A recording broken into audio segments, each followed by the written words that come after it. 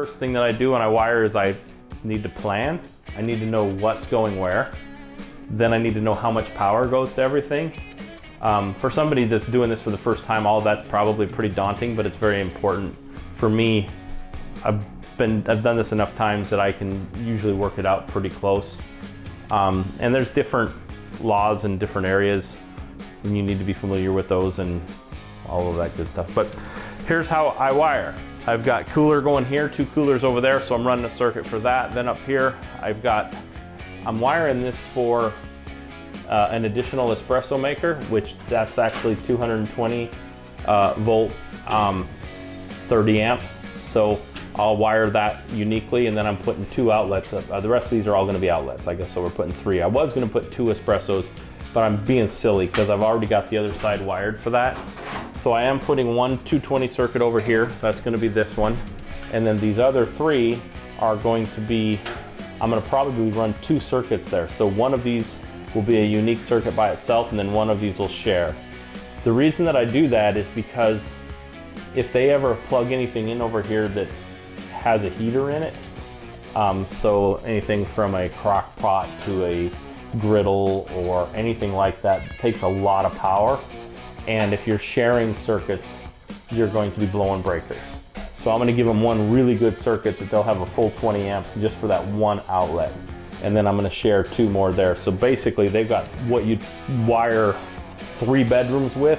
You know, I've got that amount of power right here. And so that's what we'll do here. So we're going to have a 220 circuit and 2 110 circuits, which will be right here. Then underneath here, my pumps and everything else are going. I've got a circuit for all my pumps. So, or we're just going to call them pumps, but they're basically going to be my power for inside my cabinets. So in this case, I will have a pump down here, but I'm not running my pump with this wiring because we actually went with 12 volt pumps because I think the pumps that are available that are 12 volt were better than the ones that were 110.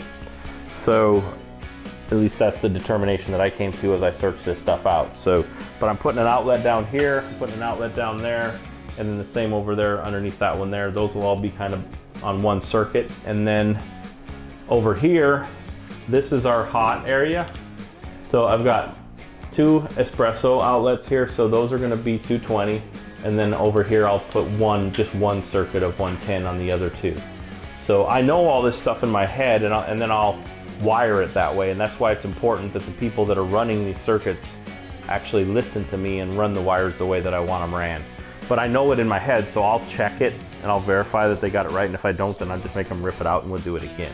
And then they'll calm down and we'll go at it again. So once you know where everything's gonna go, it's just a matter of running the wires from point A to point B. Sometimes you're going from outlet box to outlet box. Sometimes you're doing a home run right back to the breaker box. All of the 220 stuff would be that way. So even though I have 2 plugs here that are both for the espresso and they're both 220 plugs, I'm not gonna run like 220 to this one and then run it back over to here for the same reason. The machines we're hooking up to these plugs require all the amps that breaker puts out. So each one of these 220 boxes will have their own home runs going back to the breaker box. And these will be 220 volt, 30 amp plugs, which is what is required. So once you know what you have to put, what your amp requirements are, the next thing you need to do is you need to learn what wire you have to run. And again, with the internet, this stuff's pretty easy to figure out. The common ones are easy to remember. Your 14 gauge wire is gonna run 15 amps. Your 12 gauge wire is gonna run 20, and then your 30 amp would be number 10. So there's no neutral in 220 circuit. In these 220 circuits, sometimes there is. When there is a neutral, you'd have to run 4 wires. When there's no neutral in a 220 circuit, you just need 3. You got 2 hots and a ground. And I'll go over this a little bit more when we're hooking up the breakers. So we're just running, the whole point of this is wire. It's gonna look all the same in here because we're using this, we're wiring it like a commercial building, so everything's gonna be metal, everything's grounded. That wire right there is for a 110 circuit, 20 amps, so that's number 12 wire. So it's 12, 2 with a ground, so that gives me 1 hot, 1 neutral, and a ground wire. The 220 stuff is 30 amp, so this will be number 10 wire, and it'll have 2 hots and a ground. With a 220 circuit, your power, all power kind of goes in a circle. This is just a real basic understanding of it. So with 220, it actually travels back through the other hot leg. So it doesn't have to have a neutral. With 110, you have to have a neutral so the power can flow back through the neutral. That's why we need that number of wires. If a neutral was required, and the only reason a neutral would be required in a 220 circuit is because part of that piece of equipment requires 110 as well. 110, 115, whatever it is, or whatever you want to call it. Key components you need to understand right now is this is being wired as a commercial building. Everything's metal. This is metal, this is metal, this is metal, which means if a hot wire were to touch this box and you didn't have things grounded properly, all of a sudden this is electrified and you'd get shocked. So we ground the heck out of everything. What that means is every single piece of metal that's touching another piece of metal will be grounded. So I could take a hot wire and touch this and it's gonna blow the breaker. And we're gonna see to it that. That's kind of that's the rule of commercial. If it was a house, everything could be done in plastic. So you got wire going through a wood wall, coming into a plastic box. You don't ground your box and do all that. With this, we will literally take the ground wire from our breaker box and connect it to each one of these. Plus each piece of conduit coming in here is also grounded. You'll remember not that long ago I got shocked.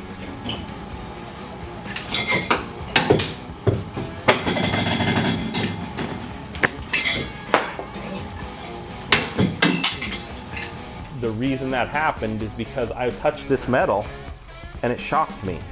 If it was wired properly, the second power hit this box, it would have blew the breaker. That's what I was complaining about. This box should never have power in it. It should be impossible. But if you don't ground it, it's very possible. It's metal, it'll conduct electricity.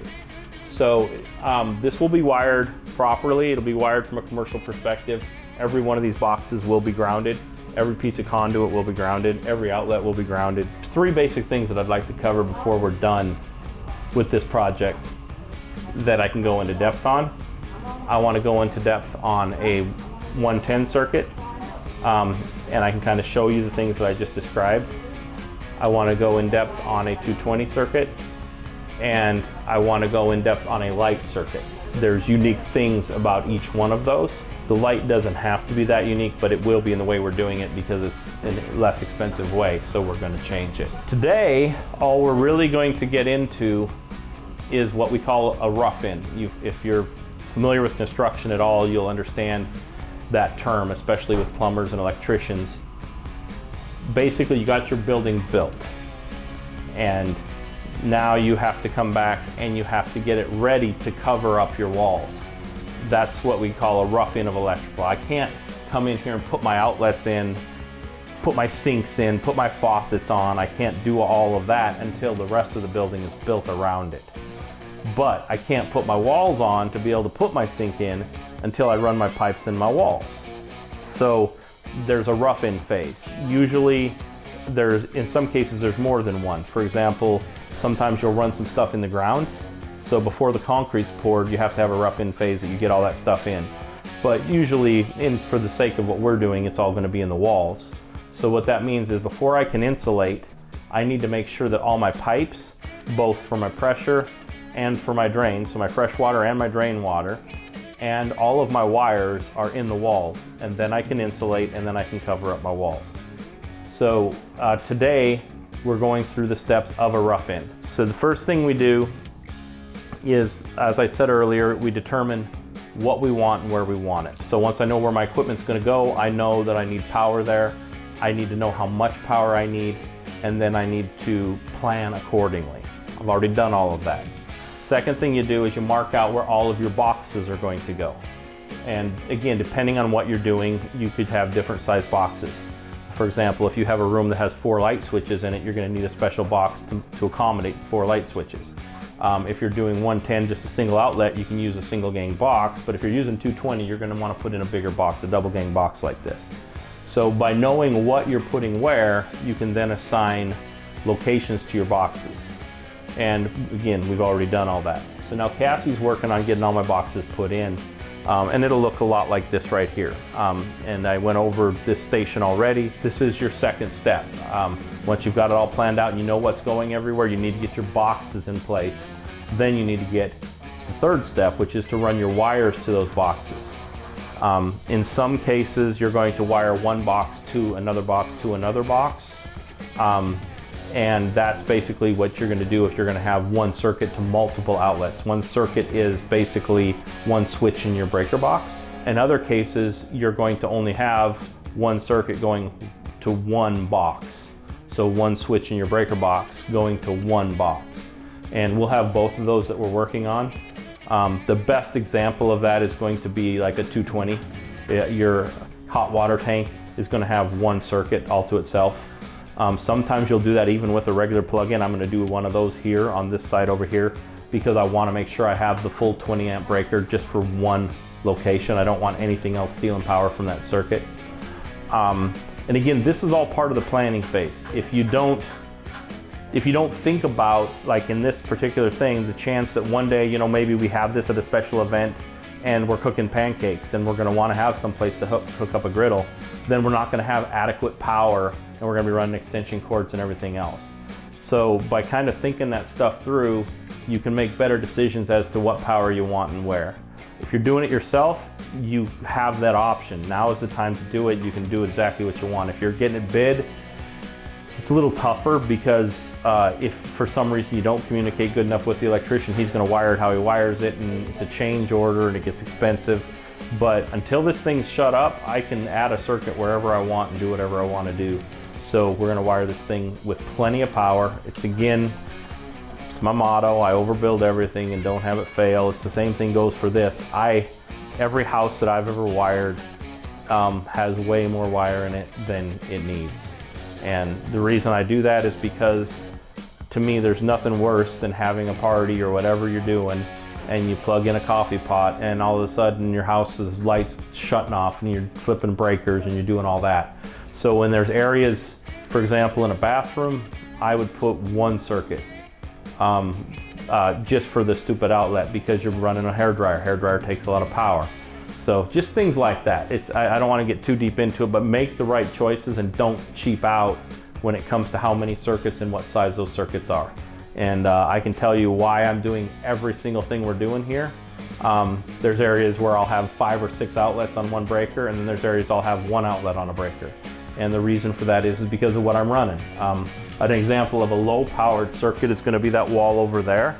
I don't have a problem with just one circuit on that wall because the primary purpose of that wall is going to be computer stuff, cash registers, credit card machines, things that take hardly no power. We have no intentions of putting anything really intensive over there. If that changes, I'll add another circuit over there. For example, and we may end up putting a drip coffee pot over there. If we do, that has a heater in it. So I immediately now am worried about sharing a circuit with that and everything else. But computers and cash drawers and that stuff take nothing. So even if we did decide to plug the coffee pot in over there, the coffee pot and all that stuff would be fine. The only way you're ever going to know, I go a lot by my gut, but the only way you're going to know is you got to look up how many amps of draw you have on the piece of equipment that you're plugging in.